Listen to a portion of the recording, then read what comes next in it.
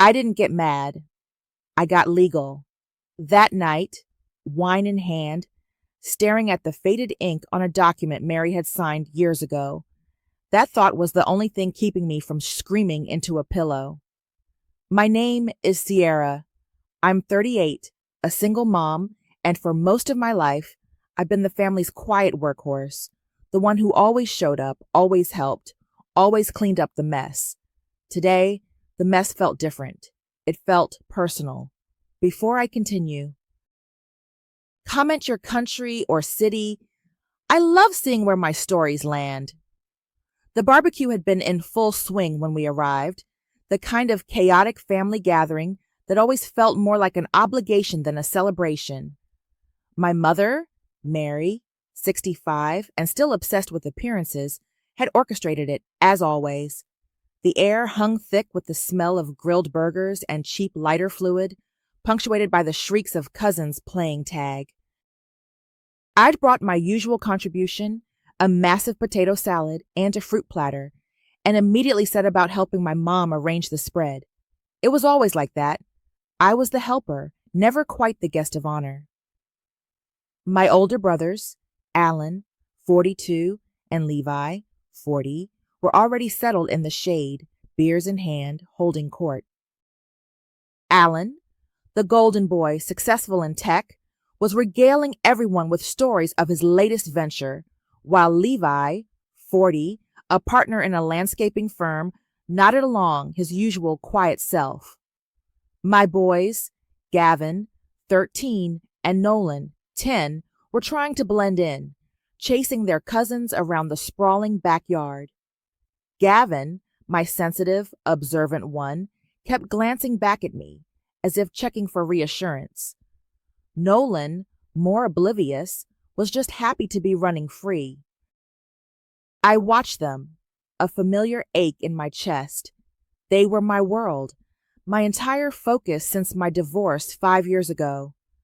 I worked in healthcare administration, juggling shifts and school pickups, making sure they had everything they needed, even if it meant I often went without. The moment happened near the picnic table, right after Mary had finished complaining about the cost of organic vegetables.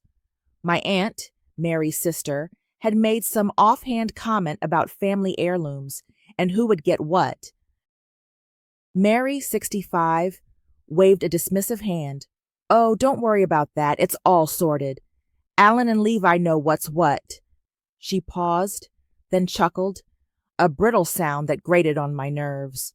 "Well, Sierra's boys aren't really blood, are they? Not in the direct line. They won't be in the will, of course."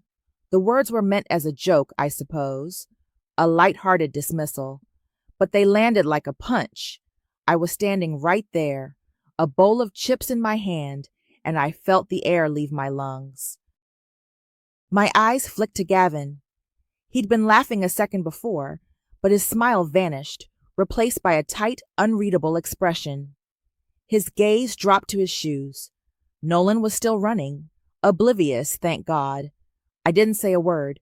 I didn't argue. What was there to argue? It wasn't the first time Mary had made it clear where my children stood in her hierarchy, but hearing it so baldly, so casually in front of them, was a different kind of sting. I just nodded, a tight, almost imperceptible movement, and walked away. I started clearing plates, gathering up the half-eaten hot dogs and crumpled napkins. "We should go," I told the boys an hour later, my voice flat. I didn't wait for goodbyes. I packed the leftover potato salad and fruit, ignoring Mary's perfunctory, "Leaving so soon?" as I loaded the cooler into my car. Gavin and Nolan were quiet on the drive home, their usual chatter replaced by a heavy silence. I didn't push it. I knew Gavin had heard. He always heard. Later, after the boys were asleep, the house quiet except for the hum of the refrigerator, I poured myself a glass of cheap Chardonnay. I walked into my small home office, a converted corner of the living room, and pulled a file from the bottom drawer of my old metal filing cabinet. Inside was a stack of papers, legal-sized, with a heavy staple. The top sheet was a home improvement contract. 5 years ago, I'd poured my savings, $32,000, into fixing the foundation of Mary and Alan's house and upgrading their kitchen. Money I could have used for a down payment on my own place. Money I'd given out of a misguided sense of duty, of family. Mary had signed it without really looking, just like she always did. "Just for the file, dear," she'd said, "in case we sell someday." She'd laughed, a light, airy sound, oblivious.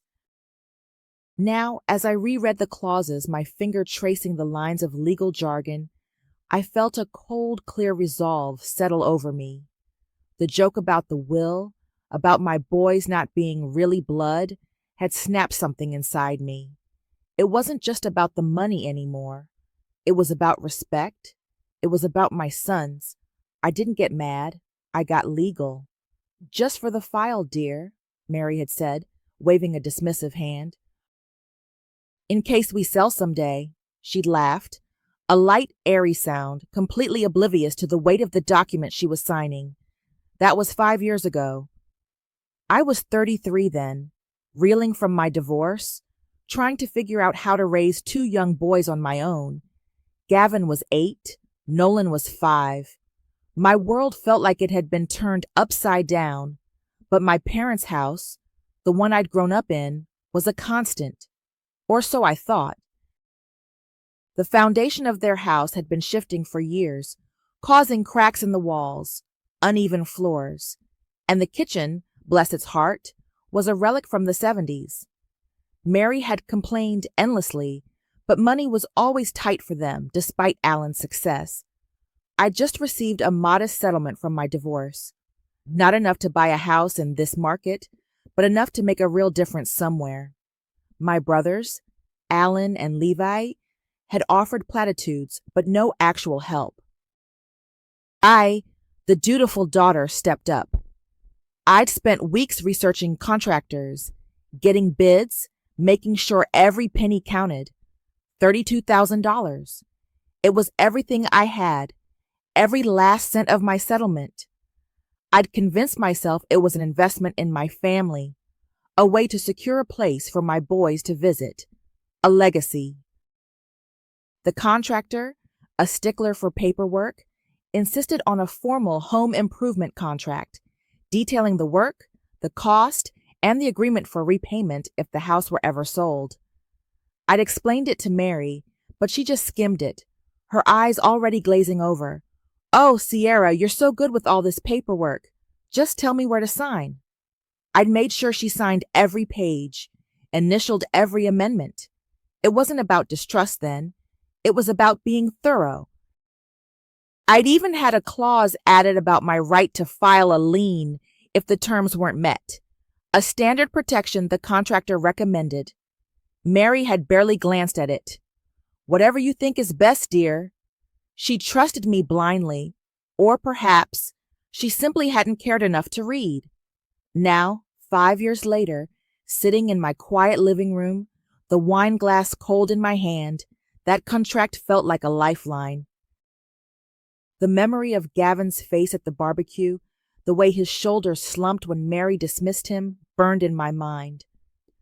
My boys were blood, my blood, and no casual joke was going to erase that. The next morning, after the boys left for school, I pulled out my phone. I scrolled through my contacts, hesitating for a moment before landing on Victoria, Alan's wife, my sister-in-law. She was 39, a corporate lawyer, sharp as a tack, and usually kept her distance from family drama. But I knew, or at least suspected, she saw a lot more than she let on. She'd always been polite, but there was a quiet, knowing look in her eyes whenever Mary started in on her usual pronouncements. "Victoria, it's Sierra." My voice sounded steadier than I felt. "Sierra, to what do I owe the pleasure?" Her tone was professional, a hint of amusement. I took a deep breath. "I need your professional opinion on something. A contract, actually. From about 5 years ago." I explained the situation, the repairs, the money, Mary's casual signing. I didn't mention the barbecue, not yet, just the facts. I want to know if it's even worth anything, or if I was just being naive. There was a long silence on the other end, just the faint click of a keyboard. Then Victoria's voice, crisp and clear. You have the original signed document? Yes. Every page. And it specifies the amount, the work, and the conditions for repayment, including a lien clause? Yes. Another pause. Sierra, she said, her voice dropping slightly, it's enforceable. Completely enforceable. In fact, it's a pretty solid document. I felt a jolt go through me. Enforceable. The word hung in the air, heavy with possibility. So I could, what? Put a lien on their house? You could. And given the amount, it would be a significant one. It would prevent them from selling or refinancing without your consent, or without paying you back. She paused again. Look, Sierra, I've watched Mary and Alan for years. The way she treats you, the way he just goes along with it, the favoritism, the casual dismissal of anyone who doesn't fit their perfect little mold. Her voice was low, almost conspiratorial. Let's just say I have my own reasons for wanting to see Mary get a taste of her own medicine. And Alan, for that matter. My jaw dropped. I hadn't expected that. You do? Oh, believe me, I do. More than you know. This family, it's a special kind of toxic. And you, Sierra, you've been the quiet martyr for too long. She sighed. Send me a scanned copy of that contract. We'll start by formally notifying them of your intent to enforce the terms. Then we file the lien. This won't be quick, but it will be effective. A strange mix of fear and exhilaration surged through me. This was real. This was happening. Victoria ended the call with a chilling promise, her voice a low, determined whisper that sent shivers down my spine. When I'm done, your mom will have to ask permission to sit on her own porch. The days following my call with Victoria felt like a slow-motion unraveling. The initial jolt of vindication was quickly replaced by a gnawing anxiety. This wasn't just about money anymore. It was about tearing open old wounds, about confronting a lifetime of being overlooked, and it meant my boys, Gavin and Nolan, were right in the middle of it. Gavin, especially, was quieter than usual. He'd always been perceptive, and Mary's casual cruelty at the barbecue had clearly landed. I knew I couldn't shield them from everything, but I could at least redefine what family meant for us. A few days after my call with Victoria, I took Gavin and Nolan to meet Peyton, my best friend since college. Peyton, 36, was a force of nature, direct, empathetic, and utterly loyal. We met at our usual coffee shop, a small, bustling place with mismatched chairs and the smell of roasted beans. Hey, boys, Peyton said, her smile warm as she hugged them. She always had a way of making them feel seen. I ordered us all hot chocolates, then steered the conversation carefully. Gavin, Nolan, remember what Grandma Mary said at the barbecue about family and wills? Gavin's head snapped up, his eyes wide. Nolan, busy stirring his hot chocolate, looked up, confused. About not being in the will? Gavin asked, his voice small. My heart ached. Yeah, that. Look, what Grandma Mary said, it was wrong, and it was hurtful, but it doesn't change anything about who you are or who we are as a family. You two are my world. You're my legacy. Not some piece of paper or some old house. I looked at each of them, trying to convey every ounce of love and certainty I felt. Family isn't just about blood. Sometimes it's about who shows up, who loves you. And that's us. Always. Peyton leaned forward, her expression serious. She's right, guys. Your mom, you two, that's a family, a real one. Stronger than any old house or some silly joke. She winked at them. Besides, your mom's a superhero. You just wait and see. Gavin looked from me to Peyton, A flicker of understanding in his eyes. Nolan, bless his heart, just nodded, probably more interested in his whipped cream. But I saw a subtle shift in Gavin, a softening around his mouth. It wasn't a magic fix, but it was a start. Later, after we dropped the boys off at school, Peyton and I walked around the park. "You're doing the right thing, Sierra," she said, kicking at a loose pebble. "That woman has walked all over you for years. And to say that about the boys? Unforgivable. You're protecting them, not just yourself." "It feels big," I admitted, "like I'm blowing up my whole family." "You're not blowing it up. You're exposing what was already broken," Peyton corrected gently. "And you're setting boundaries, something you should have done years ago." She was right, and her words gave me the steel I needed. Over the next few weeks, the legal wheels began to turn. Victoria was efficient, almost chillingly so.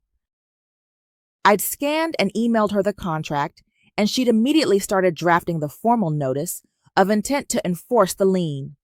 It was all very mechanical, very procedural. Certified mail, legal jargon, official stamps. Each step felt like a small, quiet act of defiance. Alan, true to form, was oblivious. He was too busy being the successful older brother, probably jet-setting for some tech conference or another. He barely returned Mary's calls, let alone mine. Levi, on the other hand, was a different story. He was less arrogant than Alan, more grounded, but still passive. He worked hard, kept his head down, and rarely challenged Mary. I knew he was vaguely aware of my past contributions to the house, but he'd never offered to help, never questioned Mary's favoritism. He was complicit through his silence. I didn't hear anything directly from Mary or Alan, which was both a relief and a source of growing tension. It was the calm before the storm. But then, a few days later, a cryptic text came through from Levi. "Mom's planning to sell the house. Caribbean cruise." My blood ran cold. Sell the house?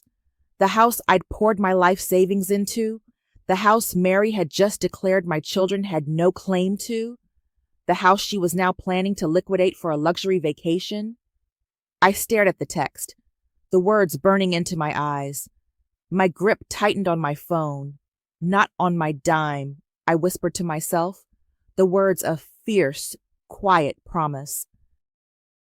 The text from Levi had been the final push. Mom's planning to sell the house, Caribbean cruise. It was like a slap in the face. My $32,000, my years of quiet support, all to fund Mary's lavish retirement, while my children were dismissed as not really blood. The thought of her sipping cocktails on a cruise ship, funded by my sacrifice, while my boys were still considered outsiders, was infuriating. Victoria had moved quickly. The formal notice of intent to enforce the lien had been sent, followed by the filing of the lien itself. It was a public record now, attached to the property deed. It meant that house, the one I'd helped save, couldn't be sold or refinanced without my consent, or without my debt being paid. The silence from Mary and Alan was deafening for about 2 weeks. Then the dam broke. I was at work, deep in a spreadsheet, when my phone started vibrating relentlessly. It was Mary. I let it go to voicemail, then Alan, then Levi. I knew what it was. The real estate agent. Mary had put the house on the market, probably without telling anyone, certainly not me. She'd probably envisioned a quick sale, a hefty sum, and that Caribbean cruise. But when her real estate agent ran the title search, the lien would have popped up like a giant neon sign. A legal roadblock. The first call I took was from Alan. His voice was tight, strained, completely devoid of his usual confident swagger. "Sierra, what the hell is this? Mom's agent just called. There's some kind of lien on the house. $32,000? What are you doing?" It's the money I put into the foundation and kitchen 5 years ago, Alan, I said, my voice calm, almost detached. Remember? The contract she signed? Contract? What contract? She didn't sign any contract for that. She said you were just helping out. His voice rose in pitch. This is insane. You can't just put a lien on their house. She signed it, Alan. Every page. Victoria has the original. It's legally binding. Victoria? What does Victoria have to do with this? He demanded, his panic evident. She's my lawyer, I stated simply. There was a stunned silence on his end. Then, a frantic, I'm calling Victoria. He hung up. I knew he would, and I knew Victoria would handle him. She told me she had her own grudges, and I could almost picture her, cool and collected, dismantling his arguments. About an hour later, my phone rang again. It was Mary. I took a deep breath and answered. Sierra, what have you done? Her voice was shrill, laced with a fury I hadn't heard in years. My agent just called. There's a lien on my house. What is this nonsense? It's not nonsense, Mom. It's the money I paid for the foundation and kitchen repairs 5 years ago. The contract you signed. I didn't sign anything like that. You said it was just for the file. You tricked me. Her voice cracked with indignation. And it has your middle name on it. Sierra Johnston. You used your own name. You did this to punish me. No, Mom, I said, my voice unwavering. I did this to protect what's mine and to protect my children. The line went dead. She'd hung up. I knew she wouldn't stay away. Not Mary. She thrived on confrontation, on making a scene. And sure enough, less than an hour later, my doorbell rang, followed by a frantic pounding. I opened the door to find Mary on my porch, her face blotchy and red, her hair slightly disheveled. She looked like she'd driven straight here without stopping. How could you? She shrieked, not even waiting for me to fully open the door. After everything I've done for you, you're trying to ruin me. You're trying to take my house. I calmly reached into my pocket and turned on my phone's voice recorder. It was a small, almost imperceptible click. Mom, you signed a legal contract. I paid for those repairs. $32,000. You remember that, don't you? It was a gift from your poor, divorced self. You were helping your mother. She stepped closer, her finger jabbing the air between us. You're just jealous. Jealous that Alan and Levi are successful, that they're real family. Your boys aren't even Johnstons. Her words cut deep, but I held my ground. They are my sons, Mom, and they are family, and that money wasn't a gift. It was a loan, with a clear agreement. You did this to punish me, she screamed again, her voice echoing in the quiet street. You're a spiteful, ungrateful daughter. You've always been so difficult. You did this to punish me. No, I said, my voice firm, looking her directly in the eye. I did this to protect my kids. The words hung in the air. Mary's face contorted, her eyes wide with a mixture of rage and disbelief. She opened her mouth as if to scream again, but no sound came out. Her eyes rolled back in her head, and she crumpled, literally, to the ground. From the hallway, I heard a gasp. Gavin. He'd been listening. I understand the request to regenerate Chapter 5 due to identified consistency issues regarding character ages. Upon reviewing the initial story outline and the established facts in Chapter 1, the following ages were set as the current ages. At the beginning of the story, the barbecue, Sierra Johnston, 38, Alan Johnston, 42, Levi Johnston, 40, Victoria Perry, Johnston, 39, Mary, Johnston, 65, Chapter 2. Then included a flashback to 5 years ago, which would mean Sierra was 33, Alan was 37, Levi was 35, and Victoria was 34 at that time. The story then returned to the present day, immediately following the events of Chapter 1. Chapters 3 and 4 continued this immediate timeline. Therefore, the ages of Alan, say 42, and Levi, 40, in the previous version of Chapter 5, were consistent with the initial setup and the timeline established in Chapter 1. There has been no significant time jump since Chapter 1 that would alter these ages. I will now regenerate Chapter 5, maintaining Alan's age as 42 and Levi's age as 40, as this aligns with the established and consistent character ages from the beginning of the story. All other plot points, dialogue, and emotional impact will remain the same as the previous version of Chapter 5. Mary fainting was not in the script. It was a dramatic, over-the-top reaction, exactly what I'd expect from her, but still, it threw me. Gavin, who had been listening from the hallway, was already rushing forward, his face pale. "Mom! Grandma!" "She's okay, Gav, just dramatic." I knelt beside her, checking her pulse. It was rapid but strong. She was breathing, albeit shallowly. I pulled out my phone and called 911, giving them the address and explaining the situation, omitting the details of our argument. Within minutes, paramedics were there, followed by Alan and Levi, who must have been called by Mary's frantic agent, or by Alan after his call with Victoria. The emergency room was a blur of fluorescent lights and hushed voices.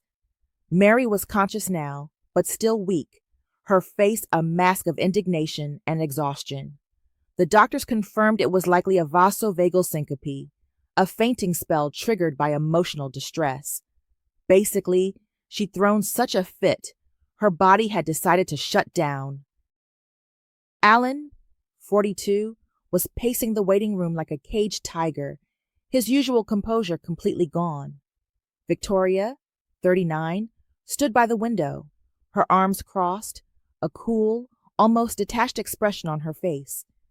Levi, 40, sat slumped in a chair, looking utterly miserable. "What did you do, Sierra?" Alan hissed at me, his voice low and furious as soon as he saw me. "You put Mom in the hospital." "I enforced a legal contract, Alan," I replied, my voice calm. "A contract she signed. She put herself in the hospital with her hysterics. This is ridiculous. It's Mom and Dad's house. You can't just take it." "I'm not taking it. I'm ensuring I get back the $32,000 I invested to save it. Money that she now wants to use for a Caribbean cruise, while she dismisses my children as not really blood. Does that sound like a gift to you?" Victoria finally turned from the window. "Alan, perhaps you should calm down. This is a legal matter. And Sierra is well within her rights." Her voice was quiet, but it cut through the tension. "You're on her side?" Alan exploded, turning on Victoria. "Your own family. You're helping her ruin my mother." Victoria's eyes narrowed. "My family? Alan, you seem to forget that I am also part of this family, and I've seen the way your mother treats Sierra for years, not to mention the way she treats me." Her voice was dangerously quiet now. "And as for ruining your mother, perhaps you should look closer to home, or perhaps closer to your own bank accounts." Alan blanched. He opened his mouth, then snapped it shut. I watched the exchange, a new piece of the puzzle clicking into place. Victoria's animosity towards Mary wasn't just about me. Later that night, after Mary had been discharged and sent home with a stern warning to avoid stress, Victoria came over to my place. The boys were asleep. We sat in my living room, the wine bottle open between us. "He's been seeing someone, hasn't he?" I said, almost a whisper. I'd called Peyton earlier, needing to vent, and she'd mentioned a rumor she'd heard through a mutual acquaintance. A woman named Chelsea, much younger, who Alan had been seen with. Peyton, ever the detective, had done some discreet digging. Victoria didn't even flinch. She just took a long sip of her wine. "For months, maybe longer. Chelsea Hughes." She works for one of his competitors.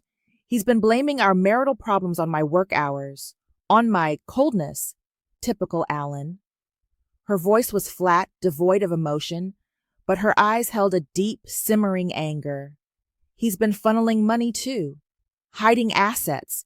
I've suspected it for a while.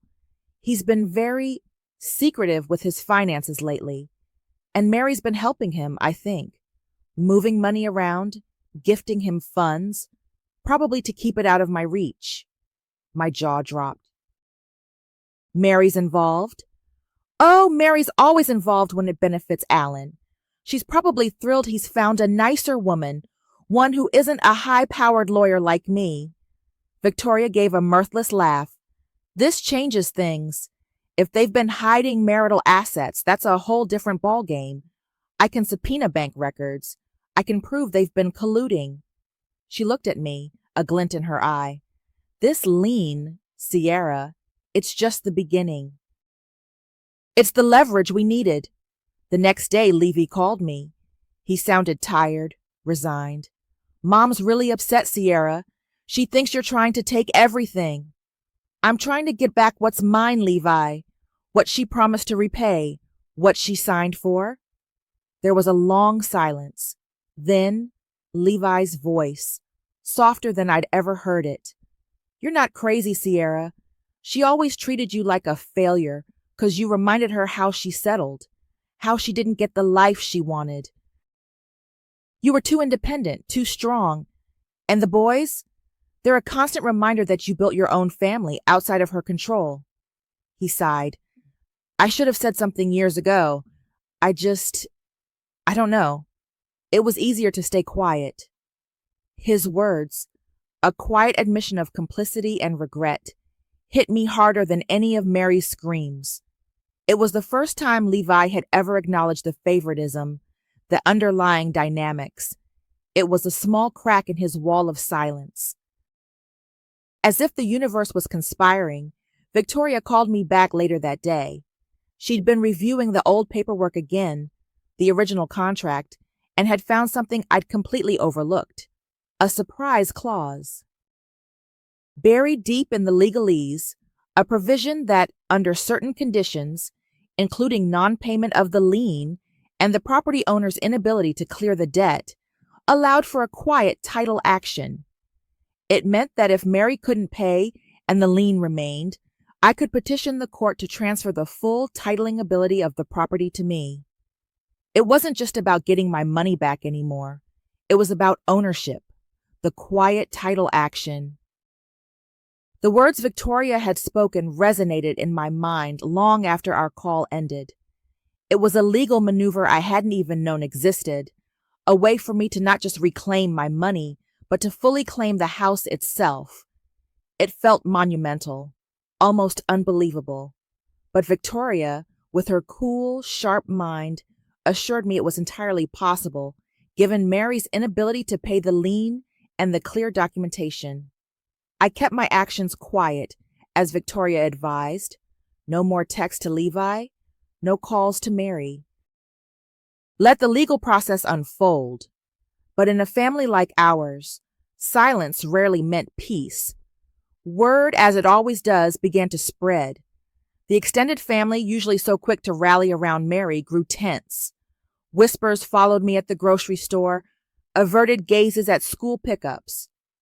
Some of Mary's sisters, my aunts, sent me thinly veiled texts about family harmony and forgiveness. I ignored them all. Harmony had never been on the table for me. Then the paperwork arrived. Victoria had moved swiftly, filing the quiet title action. It was a formal legal document, delivered by a process server, not by Victoria herself. It landed like a bombshell. Mary officially no longer owned the house. I did. The news ripped through the family like wildfire. Alan, the golden boy, the one who always had everything, suddenly lost his most valuable asset, his mother's house, his perceived inheritance, and with it, a significant chunk of his carefully curated prestige. The affair with Chelsea Hughes, which Victoria had been quietly gathering evidence on for her own divorce proceedings, also leaked. Not through me, but through the ripple effect of Alan's increasingly erratic behavior and Victoria's calculated moves. The perfect facade of Alan's life began to crack, then shatter. The timing, though not planned, was almost karmic. Just as the house title transferred to me, a plumbing issue escalated in my rental house, revealing a significant mold problem. The landlord, a notoriously slow mover, said it would be weeks, maybe months to fix. My boys and I needed a place to live, and fast. "It's perfect, Sierra," Victoria had said, her voice surprisingly gentle. "The house is legally yours. It's empty. Move in. It's practical. It's logical. And it sends a very clear message." So I did. Moving into Mary's house felt surreal. The familiar scent of lemon polish and old potpourri still lingered. The furniture, the decor, it was all Mary. But the house itself felt different. It felt mine. The boys were excited, exploring every room, claiming their new bedrooms. Gavin, especially, seemed to walk taller, a quiet confidence replacing the slump I'd seen at the barbecue. Nolan just thought it was cool to have a bigger backyard.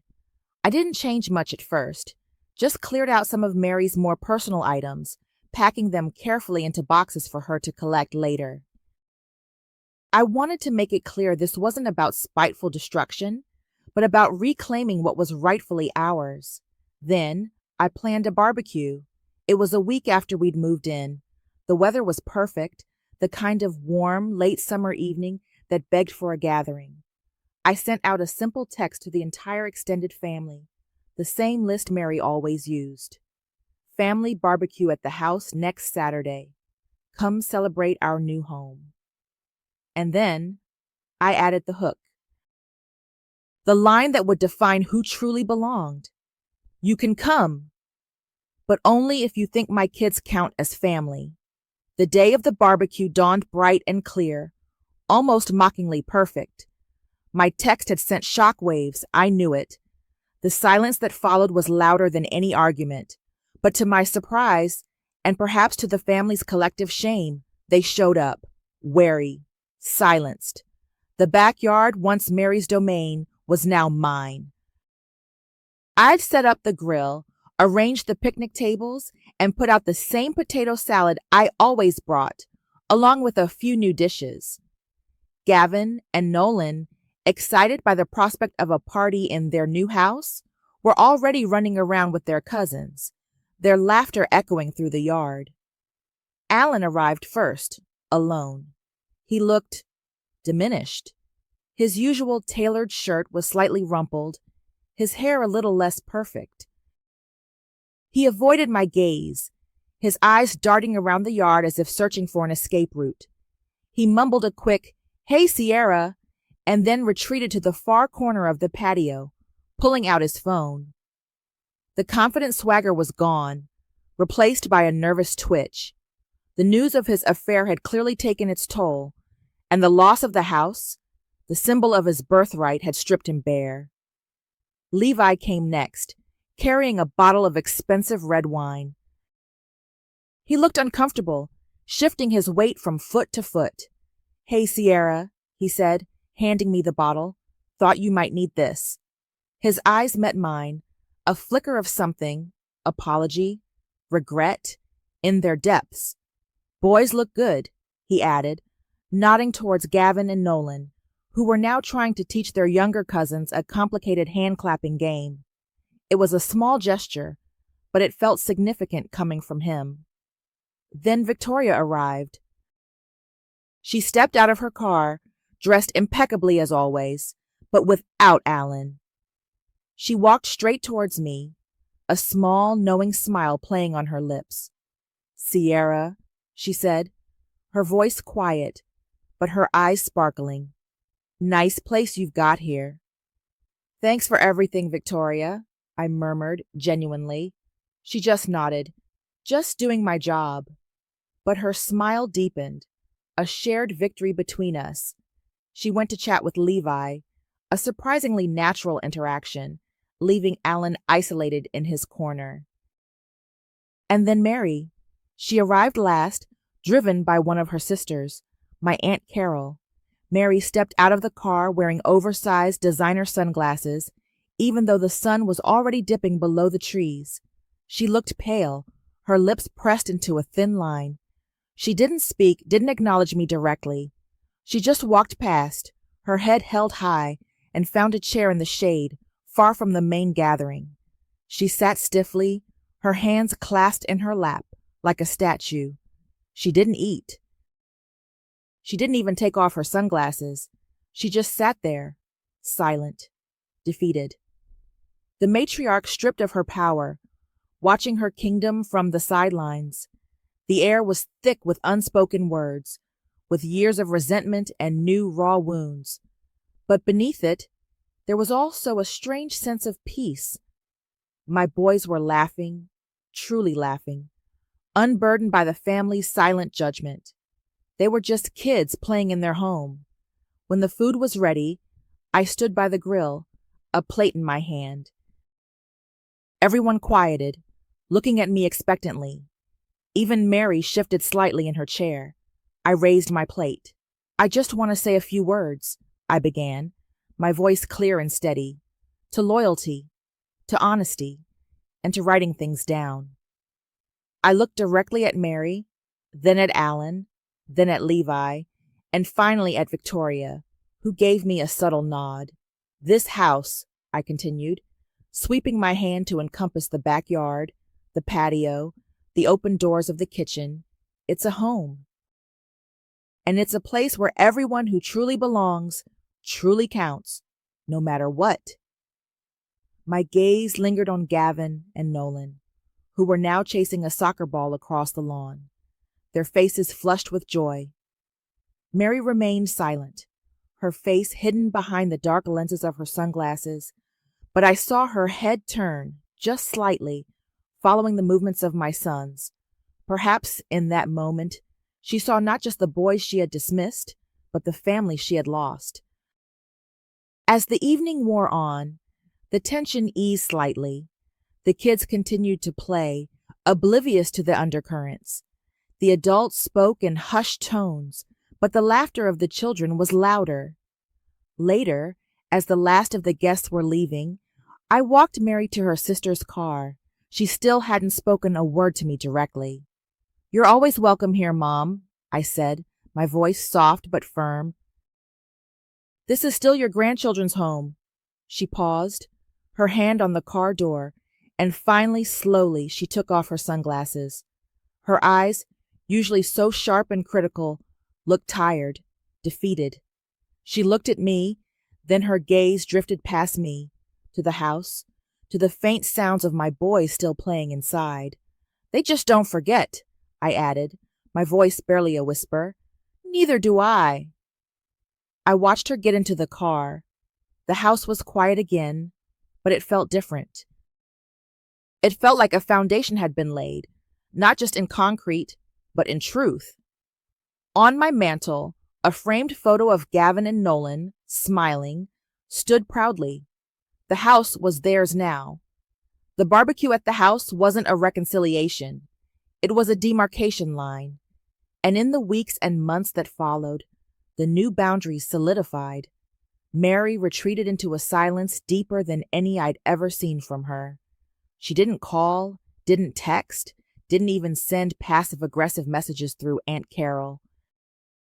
She became a ghost in her own life, living with her sister, her once vibrant social calendar now empty. The Caribbean cruise was a distant memory, replaced by the quiet hum of legal fees and the crushing weight of public humiliation. She had lost her house, her status, and the unquestioning loyalty of her sons. Victoria, true to her word, filed for divorce from Alan. She went for alimony, and she went for it hard. The subpoenaed bank records, coupled with the evidence of Alan's affair and his mother's involvement in hiding assets, gave her an ironclad case. Alan, stripped of his golden boy image, found himself not only facing a messy, expensive divorce, but also under a quiet tax investigation, thanks to Victoria's thoroughness and the financial irregularities she'd uncovered. His tech career, once so bright, was now overshadowed by scandal and legal battles. He was a man adrift, exposed. Levi and I had lunch a few weeks after the barbecue.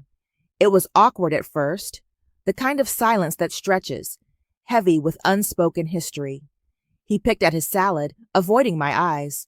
"Look, Sierra," he finally said, his voice low. I'm sorry. For everything. For not saying anything all those years. For letting Mom treat you like that. For letting Alan get away with everything." He looked up, his eyes earnest. "You were right. About everything." And what she said about the boys? That was unforgivable. I looked at my brother, the quiet one, the one who had always stayed on the sidelines. He wasn't perfect, but at least he was seeing things clearly now. "It's okay, Levi," I said, and I meant it mostly. "It wasn't just on you. We all played our parts." I didn't offer a full embrace, but I offered cautious forgiveness. Our relationship was forever changed, but maybe, just maybe, it could grow into something healthier. Living in the house, my house now, felt right. It was still Mary's furniture, Mary's decor, but it was our home. The boys thrived. Nolan, still largely oblivious to the deeper family drama, loved the bigger yard and his own room. Gavin, though, was the one who truly blossomed. He walked with a new lightness, his shoulders no longer hunched. He saw me, his mother, stand up for us, for him. He saw me fight for our place and win. One evening, I was helping him with his homework, and he showed me an essay he'd written for school. The title, scrawled in his neat handwriting, hit me in the gut. Blood is not always family. He wrote about how family was about love and support and showing up, not just shared genes or old houses. He didn't mention names, but I knew exactly who he was writing about. And I knew he was writing about us. He felt seen. And that, more than any legal victory, was the real payoff. I knew this house, this victory was not just for me. It was for them. So a few months after we settled in, I met with Victoria again. We drafted the papers, and I filed the house under a trust for my children. It was their legacy now, secured, protected. No one would ever be able to dismiss them again. The cost had been immense. The emotional toll, the rupture with my mother, the fractured family dynamics. It wasn't clean. It wasn't easy. There were scars for me and for the boys. But they were scars of healing, of truth. I didn't destroy a family. I exposed one. And in the fallout, I built my own, with bricks no one else thought were real.